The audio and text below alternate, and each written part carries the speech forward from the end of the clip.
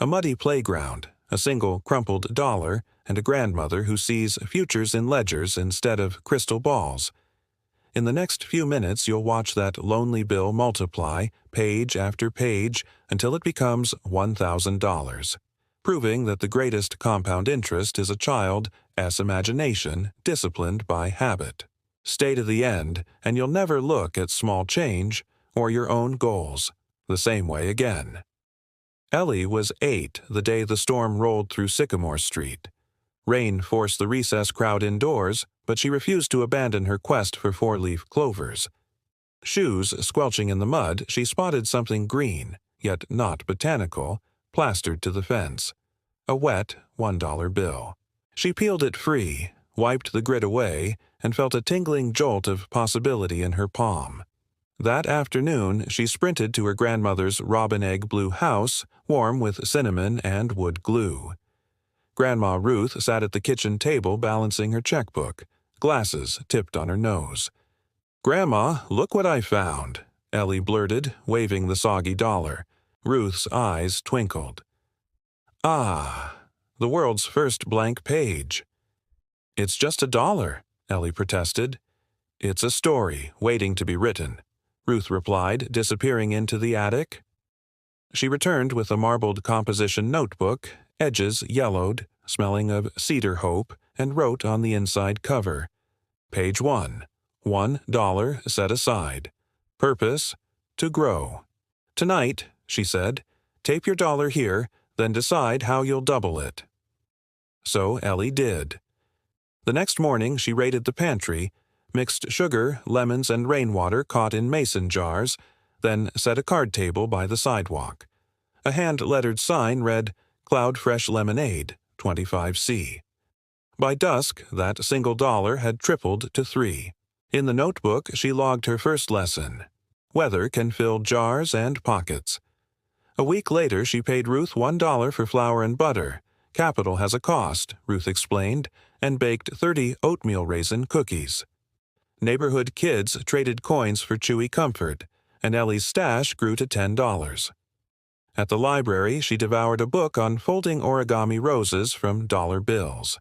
By Valentine's Day, each handmade rose sold for $5, and her cash bouquet blossomed to 60. Confidence growing, she rented a booth at the spring carnival. $20 that scared her silly. Ruth slid a finger under a blank line in the diary.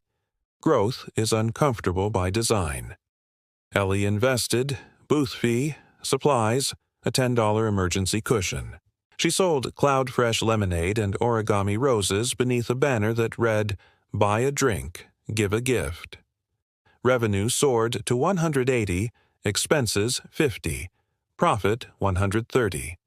The notebook balance now glowed at $190. Ruth pressed a packet of basil seeds into Ellie's hand. "Money is a seed," she said. "Plant it wisely. Let time add the water." Ellie bought 12 clay pots at a yard sale, painted them with bright quotes, and sold herb planters before Mother's Day, adding another 110 and bringing the total to 300. Summer arrived with a dare. Triple that sum by September. June found Ellie walking dogs for vacationing neighbors, $80 earned. July brought a driveway car wash with 2 friends. Ellie's share was $90. August saw her teaching an origami rose mini workshop at the community center for $50 and free snacks. By Labor Day, the notebook boasted $520. Ruth introduced the envelope system. Give, save, grow. Ellie divided her money, 10% to charity, 30 to savings, 60 for growth. With about $310, she bought gently used school backpacks, cleaned, and resold them online at a 65% margin. The running total climbed to $780. Late autumn, Ruth's arthritis flared. She asked Ellie to read the diary aloud. As pages turned, Ruth underlined lessons, not amounts. "See? Every entry is really about choices," she whispered. That night, with shaky cursive, she set one last challenge. Turn $780 into $1,000 before New Year's Eve, without touching the principal. Ellie gulped. How? Interest, Ruth smiled, and influence. Ellie deposited the money in a junior savings account earning 4%. Far too slow. So she leveraged influence. Filming a short video titled Diary of the First Dollar, she shared her journey and invited viewers to pledge tiny donations if they learned even one useful tip. Quarters, dollars, and words of encouragement trickled in.